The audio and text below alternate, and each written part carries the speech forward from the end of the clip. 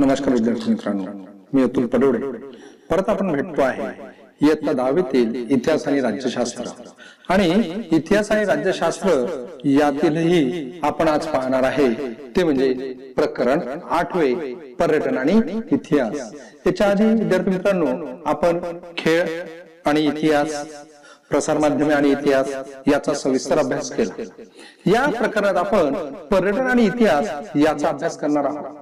पर्यटन आणि इतिहास यामध्ये कोणकोणत्या घटकांचा आपण अभ्यास करणार आहोत, तर त्यामध्ये एक पहिला आपण पाहणार आहोत ते म्हणजे पर्यटनाची परंपरा आहे, पर्यटनाचे प्रकार आहे, पर्यटनाचा विकास आहे, ऐतिहासिक स्थळाचे जतन आणि संवर्धन कसं करायचं. एवढंच नाही तर पर्यटन आणि आतिथ्य क्षेत्रातील व्यावसायिक संधी याचा सविस्तर अभ्यास आपण या प्रकरणात करणार आहोत. आता जर का आपण पर्यटनाची जर का परंपरा पाहिली तर आपल्या देशात आपल्याला असं दिसतंय की पर्यटनाची परंपरा फार प्राचीन काळापासून आहे. फार प्राचीन काळापासून म्हणजे काय की सुरुवातीच्या काळात तीर्थक्षेत्रांना भेट देणे असेल, किंवा आपण असं म्हणू की दूरवरच्या प्रदेशात जाणे असेल, विद्याभ्यास असेल, किंवा स्थानिक जत्रा असेल, यासारख्या गोष्टीच्या माध्यमातून किंवा यासाठी आपण फिरत होतो, पर्यटन घडून येत होतं. आणि सारांश रूपात सांगायचं जर झाल्यात तर मानवाला खूप वर्षापूर्वीपासूनच फिरण्याची आवड सुद्धा आहे. विद्यार्थी मित्रांनो, पर्यटन याचा जर आपण विचार केला, आपण जर विचार केला तर तुम्हाला असं लक्षात येते की दूरवरच्या स्थळांना विशिष्ट हेतूने भेटी देणे म्हणजे पर्यटन. पर्यटन कशाला म्हणतात की दूरवरचे जे स्थळ आहे, दूरवरचे जे ठिकाण आहे, या ठिकाणाला विशिष्ट हेतू ठेवून जेव्हा आपण भेट देतो त्याला आपण पर्यटन म्हणतो. आणि 19व्या शतकातच या पर्यटनाला मोठ्या प्रमाणात सुरुवात झाली. 19व्या शतकात थॉमस कुक, चित्रही दिसते त्याचे, हा जो थॉमस कुक आहे याने पहिल्यांदा युरोपमध्ये सहल आयोजित केली होती. जवळपास 600 लोकांची ती सहल होती आणि लिस्टर ते अशी ही सहल होती. म्हणजे पूर्ण युरोपात भव्य वर्तुळाकार सहलीचं यशस्वी आयोजन या थॉमस कुकने केलेलं आपल्याला दिसते. आणि नंतरच्या काळात या थॉमस कुकने पर्यटन तिकीट विकण्याचा व्यवसाय करायला सुरुवात केली. दिसते फार प्राचीन चित्र आहे. कुक वर्ल्ड तिकीट नावाचं बोर्डही दिसते तुम्हाला, जे थॉमस कुकने नंतरच्या काळात सुरू केलेला हा व्यवसाय आहे. विद्यार्थी मित्रांनो, म्हणजे अशा पद्धतीनं पर्यटनाचा 19व्या शतकापासूनच विकास व्हायला सुरुवात झाली. आता जर आपण पर्यटनाचे जर का प्रकार पाहिले तर आपल्याला असं लक्षात येते की आधुनिक काळात पर्यटन हा एक स्वतंत्र असा विषय झालेला आहे. स्वतंत्र स्थानिक असतील, आंतरराज्यीय असेल, राष्ट्रीय असेल, आंतरराष्ट्रीय असेल, या प्रकारचे व्यवसाय आता पर्यटनाचा झालेला आपल्याला दिसतो.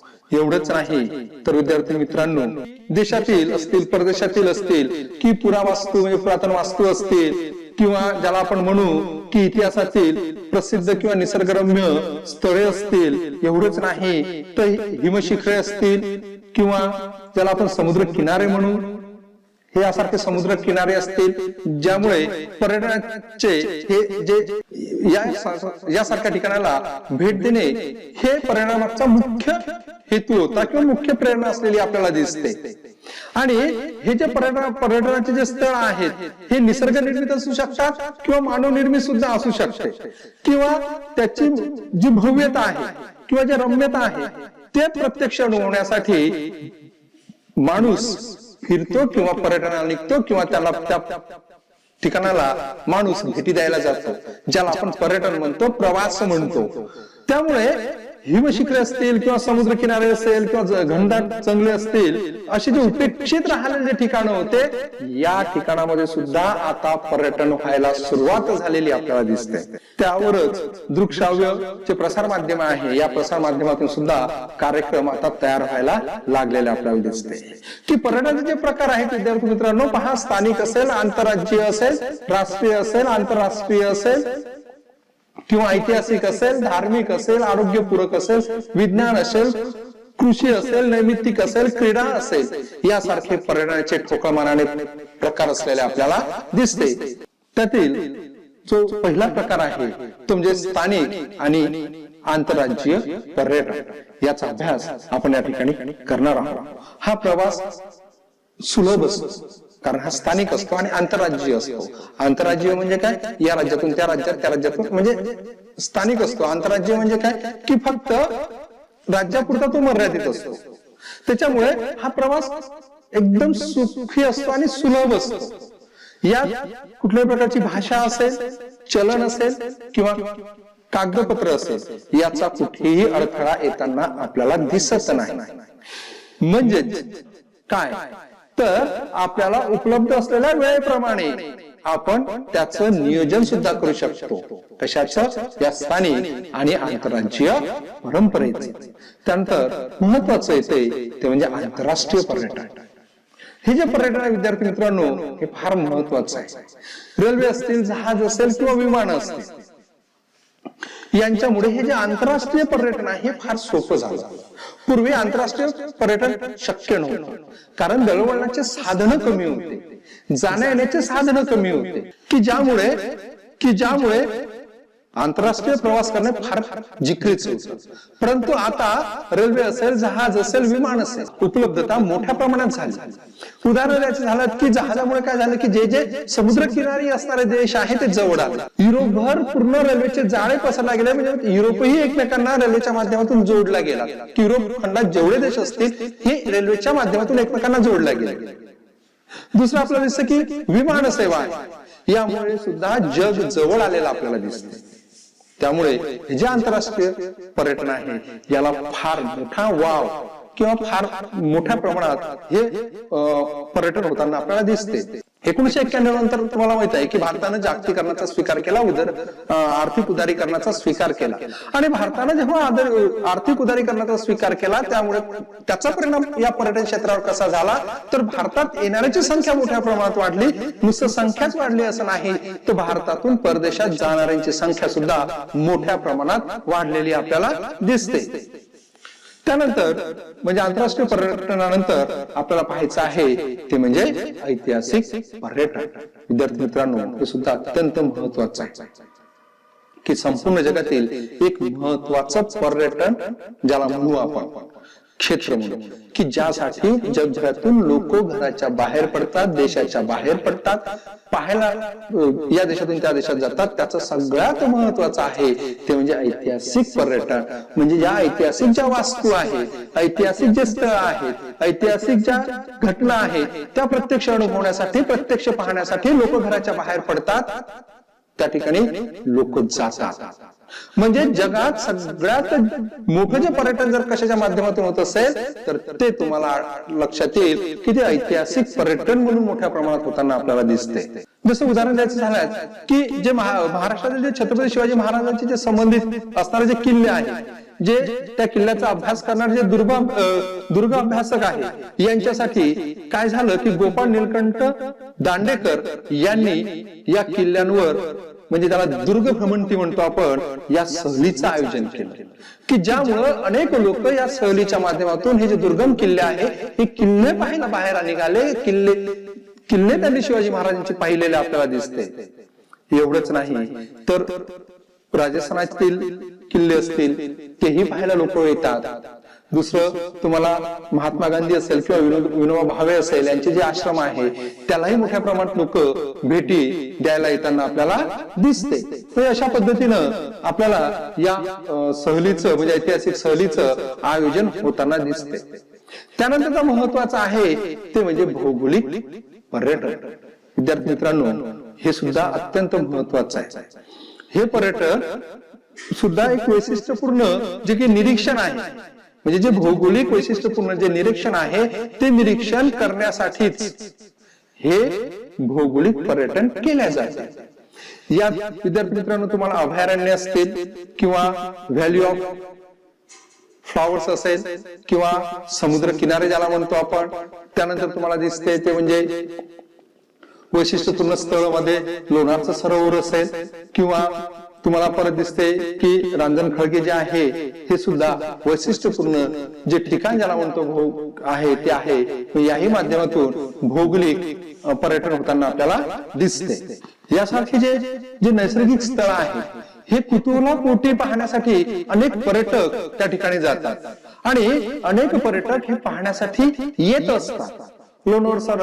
जसं लोणार सरोवर असेल, निगुज येथील जसं तुम्हाला सांगितलं की निगुज येथील जे रांजणखळगे आहे हे सुद्धा निसर्गाचं वैशिष्ट्यपूर्ण आहे.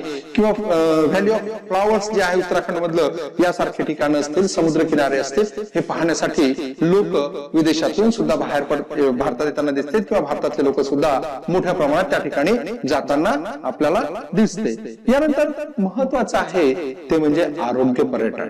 म्हणजे हा सुद्धा एक नवीन पर्यटनाचा प्रकार आपल्याला दिसतो विद्यार्थी मित्रांनो, की आरोग्य पर्यटन म्हणजे काय, की भारतात मिळणाऱ्या ज्या काही वैद्यकीय सेवा आहेत या त्या जगातील इतर ठिकाणच्या पेक्षा स्वस्त आहेत. एवढंच नाही तर दर्जेदार या वैद्यकीय सेवा आहेत.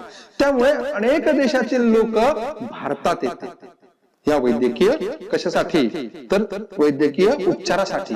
एवढंच नाही तर भारतातील योग हा सुद्धा जगभर प्रसिद्ध आहे.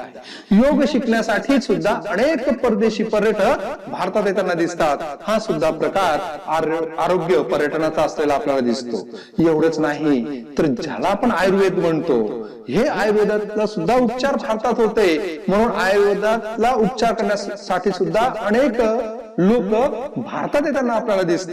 नुसतं हेच कारण नाही तर साधं सूर्यप्रकाशाचं सुद्धा कारण आहे विद्यार्थ्यांनो, की विपुल प्रमाणात मोठ्या प्रमाणात सूर्यप्रकाश भारतात मिळतो, ज्याचा आरोग्यावर फार मोठा परिणाम होतो. म्हणून मोठ्या प्रमाणात पर्यटक भारतात येताना दिसते. म्हणूनच हे आरोग्य पर्यटन हा सुद्धा एक प्रकार या पर्यटनाचा झालेला आपल्याला दिसतो. त्यानंतर हा सुद्धा येणारा जो पर्यटन प्रकार आहे कृषी पर्यटन, हे सुद्धा नवीनच असलेला आपल्याला दिसतो. काय झालं की शहरी जे संस्कृती आहे किंवा शहरात वाढलेले जे काही लोक आहेत ज्यांना कृषी जीवनाबद्दल माहिती नाही, त्यामुळे साहजिकच या कृषी पर्यटनाचा प्रकार त्यासाठी विकसित झालेला आपल्याला दिसतो. यात झपाट्याने वाढ झालेली दिसते विद्यार्थी मित्रांनो. कृषी संशोधन केंद्र असतील किंवा जे विद्यापीठ आहेत, या विद्यापीठात नवनवीन तंत्रज्ञान विकसित केले जाते. एवढंच नाही विकसित केले जाते म्हणजे या ठिकाणी अनेक ठिकाणचे लोक भेटी द्यायला येतात. एवढंच नाही तर भारतातील सुद्धा काही शेतकरी बाहेरच्या देशात जाताना दिसते. त्या ठिकाणी झालेला शेतीच्या तंत्रज्ञानात झालेला जो विकास आहे तो कसा आहे, शेती कशी केल्या जाते, कमी पावसात कशी शेती केली जाते, जास्त उत्पन्न कसं काढलं जाते, याचा अभ्यास करण्यासाठी मोठ्या प्रमाणात भारतातून हे लोक विदेशात जाताना दिसतात. जसं उदाहरण द्यायचं झाल्यास की इस्रायलची शेती पाहण्यासाठी मोठ्या प्रमाणात भारतातून लोक इस्रायलमध्ये जातात. म्हणजे हा सुद्धा एक पर्यटनाचा प्रकार झालेला आजच्या काळात आपल्याला दिसतो. त्यानंतर विद्यार्थी मित्रांनो महत्त्वाचा प्रकार आहे तो म्हणजे क्रीडा पर्यटन. आजच्या काळात क्रीडा पर्यटनाला सुद्धा महत्व आलेलं आहे. आता क्रीडा पर्यटन जे आहे ते 20व्या शतकात उदयाला आलेलं. जसं आपण म्हटलं की आरोग्य पर्यटन आहे, कृषी पर्यटन आहे, तसंच हे 20व्या शतकात उदयाला आलेला नवीन प्रकार आहे तो म्हणजे कोणता, तर क्रीडा पर्यटन. जगभरात जागतिक स्तराच्या अनेक स्पर्धा होत असतात. ऑलिम्पिक स्पर्धा असेल, विम्बल्डन स्पर्धा असेल, जागतिक बुद्धिबळ स्पर्धा असेल, आंतरराष्ट्रीय क्रिकेटच्या स्पर्धा असतील, आंतरराष्ट्रीय फुटबॉलच्या स्पर्धा असतील, आंतरराष्ट्रीय हॉकीच्या स्पर्धा असतील. यासारख्या स्पर्धा मोठ्या प्रमाणात जागतिक स्तरावर आयोजित केल्या जातात आणि आयोजित केल्यानंतर जे या खेळाचे जे चाहता वर्ग आहे, हा चाहता वर्ग ज्या ठिकाणी या स्पर्धा आयोजित केल्या जात असतील त्या ठिकाणी त्या स्पर्धा पाहण्यासाठी जातो. म्हणजे मोठ्या प्रमाणात या देशातील लोक दुसऱ्या देशात जातात. जरीही स्पर्धा पाहण्यासाठी जात असेल तरीही मात्र जर तुम्ही विचार केला तर त्याही माध्यमातून पर्यटनच होते. नुसतं सामने पाहतच नाही तर त्या देशातील जे वैशिष्ट्यपूर्ण जे ठिकाण असतील त्याला सुद्धा भेटी दिल्या जातात. जसं विम्बल्डनची स्पर्धा असेल, यासाठी सुद्धा लोक मोठ्या प्रमाणात प्रवास करतात. एवढंच नाही तर तुम्हाला दिसते की हिमालयातील जे कार रॅली आहे याच्यासाठी सुद्धा मोठ्या प्रमाणात लोक जमा होतात. या देशातून त्या देशात जाताना आपल्याला दिसते. एवढंच नाही तर महाराष्ट्र केसरी स्पर्धा आहेत त्या महाराष्ट्र केसरी स्पर्धेसाठी सुद्धा मोठ्या प्रमाणात पर्यटन घडून येते, मोठ्या प्रमाणात लोक इकडले तिकडे जातात. म्हणजे पर्यटनाला आता कुठलंही कारण राहिले नाही. म्हणून आपल्याला पाहायचं आहे की जे नैमित्तिक जे कारण म्हणतात हे सुद्धा पर्यटनाच्या प्रकारात मोडते. विद्यार्थ्यांनो, नैमित्तिक पर्यटन म्हणजे काय की माणूस काय करतो, आता पर्यटनासाठी कारणे शोधतो ज्याने पर्यटन होईल किंवा आपल्याला फिरायला जातील यासाठी कारणे शोधतो. आणि हेच एक 21व्या शतकातील विकसित झालेलं हे सुद्धा एक नैमित्तिक पर्यटन हा सुद्धा प्रकार असलेला आपल्याला दिसतो. जसं यामुळे सुद्धा पर्यटनाच्या अनेक संधी उपलब्ध झाल्या आहेत. उदाहरणार्थ जगभरात आयोजित करण्यात येणारे फिल्म फेस्टिवल असेल, बरोबर, किंवा साहित्य संमेलन असेल, पुस्तक संमेलन असेल, किंवा पुस्तकांचं आंतरराष्ट्रीय पुस्तक प्रदर्शन असेल. जसं मराठी साहित्य संमेलन जर कुठेही जरी असेल भारतात किंवा महाराष्ट्रात, तर त्या ठिकाणी मोठ्या प्रमाणात प्रेक्षक जातो. हे सुद्धा एक पर्यटनाचाच प्रकार असलेला आपल्याला दिसतो. म्हणजे मोठ्या प्रमाणात पर्यटनामध्ये आपल्याला विकास झालेला आपल्याला दिसतो. विद्यार्थी मित्रांनो, या ठिकाणी आपण थांबूया. आतापर्यंत आपण या तासिकेला पर्यटनाचे जे सर्व प्रकार आहे त्याचा सखोल अभ्यास या ठिकाणी केला. विद्यार्थी मित्रांनो, इथे मी आपली रजा घेतो. पुढच्या तासिकेला परत भेटू. त्यामध्ये पर्यटनाचा विकास असेल, पर्यटनाच्या ज्या संधी असेल, किंवा ज्या ऐतिहासिक वास्तू आहे त्याचं संवर्धन कसं करावं, पर्यटनामध्ये कोणकोणत्या व्यवसायाच्या संधी आहे याचाही सविस्तर अभ्यास आपण पुढच्या प्रकरणात करूया. धन्यवाद.